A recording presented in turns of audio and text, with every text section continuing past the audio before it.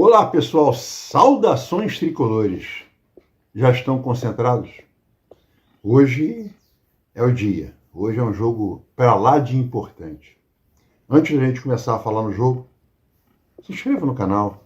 Se você é inscrito, dá uma checada para ver se você continua inscrito, porque o YouTube,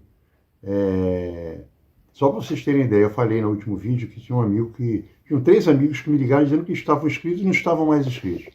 O último, que faz parte do meu grupo de zap de 5 amigos, me mostrou. Aí quando foi agora depois do último vídeo, anteontem, mandou de novo, ele fotografou e mandou para mim.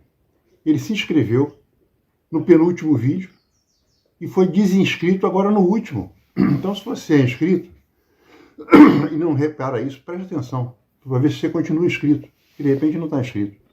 Mas se inscreva, dê um like, ajuda o canal a crescer. Aqui é um canal sério, um canal que a gente é permitido falar bem, falar mal, só não pode xingar.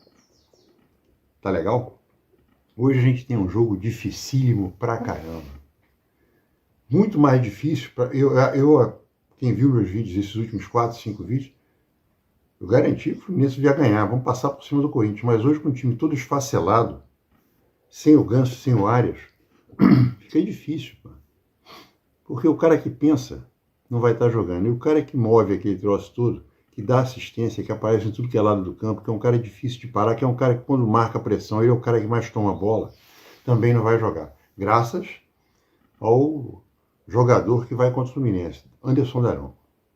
Impressionante, né? O cara deu 3 cartões amarelos só no jogo. Ele tirou os 3 jogadores do time. Os 3 pessoas do time. Tirou o Mano, tirou o Ganso e tirou o Arias. Dos 3 cartões, eu acho que só um cartão eu daria também, foi o do Arias. O Arias pegou o cara no tornozelo. Não pode não ter tido intenção, mas pegou. Agora, os caras batendo pra caramba do Vasco, ele deu um cartão amarelo pro Ganso por reclamação. É o fim do mundo. Bom, Anderson Daronco é um pouco depois do fim do mundo.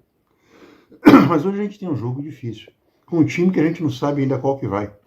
Porque não joga nem Arias, nem Ganso. A gente sabe também que não joga Marquinhos. Agora estou repetindo o que foi dito em todos os noticiários do Fluminense, no Globo, no GE, em todos os youtubers que falam que tem acesso a isso. Quem é que tem acesso a isso? O Lessa e o Ilan. O resto ouve falar o que o Ilan e o Lessa falam e repetem, como eu estou falando. Nada demais. Não é vergonha, não. Afinal de contas, eles são muito bem informados. Ou são os melhores informados. Então, segundo eles, o Fluminense, além dos desfalques do Lelê, do Diogo Barbosa, que foi operado, teve a cirurgia, fez uma artroscopia, vai demorar uns 45 dias para voltar. Então a gente vai ficar sem Marquinhos, sem Nonato, sem Serna, sem Cano, sem o resto, né? Os que já estão faltando mesmo. E a gente está sem um armador. Sendo que o Ilan ainda falou que eles não fizeram um treino de bola com o pessoal, mas o treino de bola com o pessoal ontem também foi um treino diferente, que é para não desgastar o time, para não correr risco de perder mais jogadores, que é um reflexo total. Essa quantidade de contusões que a gente está tendo, tirando, claro, uma artroscopia, ou então uma pancada, como foi o caso, ou uma entorse, como foi o caso do Martinelli, que foi mais um, né? Todo mundo pensava que ele tinha se machucado por causa da pancada na cabeça, não. Foi quando ele caiu no chão, ele pisou em falso e torceu o tornozelo. Então, tirando torção de tornozelo, que é a entorse, né? E tirando resfriado, gripe, essas coisas,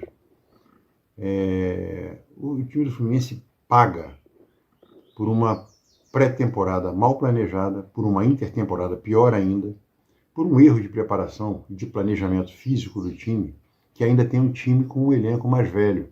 Aqueles medalhões são todos eles acima de 34, 35 anos. Então a gente paga por isso.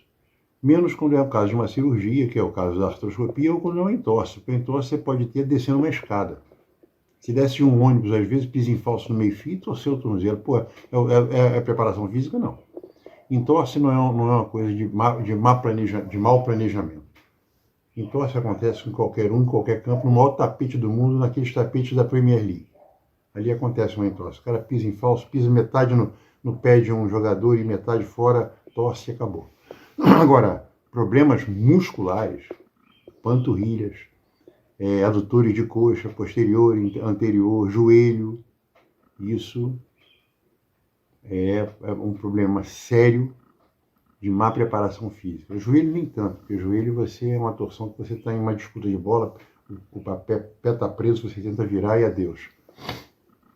Mas isso só mostra como nós nos preparamos e nos planejamos mal para esse ano. Mas existe uma coisa estranha no Fluminense. A gente fala da nebulosidade, da opacidade do Fluminense. Essa semana, anteontem e ontem, saiu a venda do Evanilson. É impressionante que o Porto bota uma carta de 2 laudas explicando tudo. Aí dá uma rasteira, dá um ipom na diretoria do Fluminense, mostrando, é isso aqui. Depois a diretoria do Fluminense, com a maior cara de babaca, é obrigada a fazer uma notinha oficial concordando. Porque mente pra caramba, esconde pra caramba. Tudo é como eu falo, é um blackout, não é uma nuvem de fumaça, não. É um blackout, você não consegue ver nada depois. Eles não explicam nada.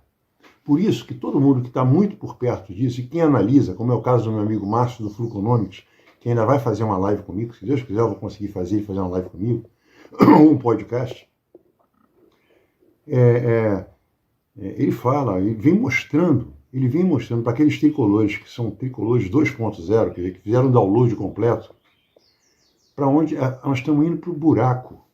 Quando o Mário sair, quem se lembra do Peter Sinsen, ficou apavorado na época. O Abade, coitado. O Abade não foi. O problema do Abade foi outro. Agora, o Peter deixou o futsal de 440 milhões para 700 milhões. O Mário pegou em 700 milhões e vai deixar muito acima de 1 bilhão de dívida. E SAF não é solução. O meu amigo Rodrigo Dias, que tem aquele canal Ligados no Flu, na minha opinião, o melhor canal do Fluminense. O melhor, disparado. Ele fala da base, ele fala de tudo, ele é um jornalista. Aquele camarada que mora em Belo Horizonte, é um mineirão tricolor fanático. Ele tem o melhor canal do Fluminense, na minha opinião. Vejo todo dia, se sair uma extra eu vejo, se sair uma live eu vejo. É um tricolor que eu quero fazer uma live com ele. Ele tem uma maneira de colocar as coisas espetaculares, de maneira simples, de maneira direta. E ele falou ontem, ele foi a favor da SAF. É uma pena que eu não pude entrar para falar com ele ao vivo. Ele falando que o Botafogo está lá em cima. Com o Luiz Henrique jogando pra caramba, isso não é uma vantagem. A gente sabia, o Luiz Henrique jogava pra caramba, joga pra caramba. Pro mercado brasileiro, pro mercado estrangeiro, ele não joga nada, tanto que ele voltou. O Almada também é um campeão mundial da Argentina. Aí ele estava falando que o Botafogo, o John Textor, investiu esse ano no Botafogo 60 milhões de euros. Isso aí, essa brincadeira, dá em torno de 360 milhões de reais. Aí eu pergunto, John Textor é dono de uma sociedade anônima do futebol. É uma empresa com fins lucrativos. A diferença é essa, um time de futebol, o Fluminense Futebol Clube, o Botafogo Futebol Regatas, o Clube de Regatas do Flamengo, lá no contrato social, nos estatutos, é uma pessoa jurídica sem fins lucrativos. O Botafogo S.A., o Vasco S.A., o Atlético S.A., o Cruzeiro S.A. são sociedades anônimas com fins lucrativos. Então, vamos pegando só o exemplo aqui do John Textor. John Textor gastou segundo, não é segundo, já tinha falado sobre isso antes. O investimento dele foi de 60 milhões de euros. 360 milhões de reais. Se ele ganhar todos os campeonatos que o Botafogo disputa, inclusive o Mundial, não fecha, ele dá prejuízo. Se o Botafogo ganhar Agora, brasileiro, ele pode ganhar. Aliás, é um dos favoritos. Ganhar a Libertadores é um dos favoritos. Ganhar a Copa do Brasil é um dos favoritos. Se ele ganhar esses 3, fizer a tríplice coroa, dá 250 milhões. Ele investiu 360. O cara é investidor, o cara visa lucro. Como é que ele vai ter lucro? Não tem. É só SAF. É a única maneira de você ter uma extensão de vida. Você vai aumentar a sua vida em mais 5 anos. Depois vai quebrar de novo. Eu venho falando isso desde o ano passado. Podem escrever. O John Textor, em 2027, 2028, ele está vendendo a SAF e está pedindo refis. Não quero falar disso, não. Isso é um papo para depois com o Fluconomics, o Márcio. Mas o Fluminense não tem time. Qual vai ser o time do Fluminense para amanhã? Fábio, Samuel Xavier, Thiago Silva. Para mim, Inácio. Estão falando em Thiago Santos. Eu acho o fim da picada. Bota o Inácio. O Inácio jogou uma partida, jogou melhor que todos eles. Foi contratado por 12 milhões de reais para ser banco de um camarada que é horrível. Porque o Thiago Santos é horrível. Ele joga bem quando está do lado, joga bem quando está do lado do Thiago Silva. Ele, ainda assim, ele se abaixa em bola de cabeça. Porque quando ele jogou com o Inácio jogou sozinho naquela defesa. É só se lembrar do segundo gol. O cara senta e ele se abaixa. A bola passa um palmo na cabeça dele e se abaixa. Aí ele se abaixou com medo de fazer um gol contra. Porra, vai tomar dentro, porra. Isso não existe. Então, eu melhoro o Inácio do que Thiago Santos. E o Esquerdinha. Estamos pensando em barrar o Esquerdinha. Deixa o garoto lá, pô. Pô, se é pra barrar, então tem que barrar o Fábio, tem que barrar o Samuel Xavier, tem que barrar o Thiago Santos, tem que barrar o Diogo Barbosa, tinha que barrar o André. Porque todos eles já falharam, pô. Todos eles já falharam. Estão botando a culpa da derrota do Grêmio no Esquerdinha, não. 50% pro Esquerdinha e 50% pro Fábio. O Laranja Mecânico, o Renan Reis, mostrou o tal aquele dinamarquês pula, a bola passa a 1,5 metro da cabeça dele, e o Fábio estava acreditando que iria tocar. Ele está acreditando que o cara tem 3 metros de altura para cabecear a bola. Aí bota a culpa no pobre do garoto de 18 anos, que estava jogando bem pra caramba. Então vai ser essa defesa. Samuel Xavier, Thiago Silva, espero que Inácio e Esquerdinha. Aí vem uma coisa que eu já concordo, porque está todo mundo contundido, não tem o Nonato. Não tem o Martinelli. Pô, você vai entrar com o meio de campo se for no 4-4-2, eu acredito que o Mano entre com André, Bernal, isso aí já está mais ou menos certo. Lima ou Alexander e Renato Augusto. Não tem outro cara para colocar ali, não. Teria o Arthur. Mas o Arthur, que na minha opinião poderia ir para o banco, ele e o Isaac. O Arthur, quem viu o jogo do Fluminense Internacional quarta-feira passada, o Arthur é uma máscara só. O Arthur me lembrou demais o Miguel. Demais. Ele está se achando. Ele não tem físico, inclusive, para se achar. Ele não tem explosão física para se achar. Porque o Léo Fernandes, que está acabando. Eu me lembro do Léo Fernandes, me lembro do Diniz falando que ele não estava performando. Pois é. Só quem achava que ele tinha que performar, que estava performando, era o Marcelo. O Marcelo uma vez falou: pô, esse cara chuta pra caramba, é espetáculo, nunca vi um cara chutar tanto igual a ele, ao vivo. E o Marcelo falou assim: pô, esse cara tá treinando legal. Mas o Fernando Diniz, quando o Fernando Diniz não gostava de uma pessoa, o Léo Fernandes foi colocado lá sem a anuência do Fernando Diniz. O Fernando Diniz gosta de Kenos, Natanz, isso que ele gosta. Então, o cara tá arrebentando. É a primeira vez que eu vejo alguém que tem uma nota 10 no SofaScore. 10, nota 10. O cara fez gols, assistências, o cara não errou nada, 100% de acerto. O cara tem 15 gols e 11 assistências em 30 jogos. Quer dizer, ele participou de 29 gols, de 26 gols. Em 30 jogos ele participou de 26 gols. Ele deu 11 assistências e fez 15. Esse cara não servia para o Fluminense. E eu acho que iria com esse meio de campo. Eu iria com o meio de campo. Só tem 2 meios de campo para ir. Eu não acredito que o Mano vai jogar de 4-3-3. Aí ele teria que armar o time com André, Alexander ou Lima ou Alexander e Lima, ou André, Alexander e Renato Augusto. Eu acho que o time fica muito exposto. O Corinthians vem cheio de desfalques também, mas o problema é que nós vamos jogar em casa e temos que ganhar. Eu iria com 4-4-2. O problema é lá na frente. Para botar o Keno, o inútil, de novo. Aí é para morrer. Botar o Keno de novo é para não saber. O Lucumi também está machucado. Porra, é inacreditável. O Fluminense tem um monte de cara machucado. Aí vem uma coisa importante que eu vou falar daqui a pouco. Então eu armaria o time a partir do meio de campo. Eu armaria o time com André, Bernal, Alexander ou Lima e Renato Augusto. Ou André, Bernal, Alexander e Lima. No ataque eu colocaria Isaac e Cauã. Ou John Kennedy e Cauã. Keno, não. O Keno é inútil. Ia pegar o Keno, ia botar o Keno, ele pode até fazer gol. De vez em quando ele faz gol. Você vê, o Keno já jogou. O Fluminense jogou 40 partidas esse ano. O Keno com certeza jogou umas 30. Fez 2 ou 3 gols, sendo que 2 gols foram considerados como gol contra. nem essa capacidade, porque o gol do São Paulo que foi dado para ele, a bola ia para fora, bateu no cara e entrou. Ele chutou e a bola ia chutar para fora. Mas o Keno e o outro gol foi aquele gol contra o Juventude que ele chutou, desviou no cara e entrou. Matou o goleiro. E o Lelê jogou 10 jogos esse ano, tem 5 gols. O Lelê é uma porcaria, tem 5 gols. Jogou 10 jogos. Desses 10 jogos foram 6 como titular. Mas tem 5 gols. 5 ou 6. Mas o Keno não para de ter chance. Eu queria entender qual é o trabalho que esse cara fez, qual foi o centro que ele foi, qual foi o terreiro que ele foi, qual foi a promessa que ele fez, para quem que ele pediu, porque ele não consegue ser barrado, cara.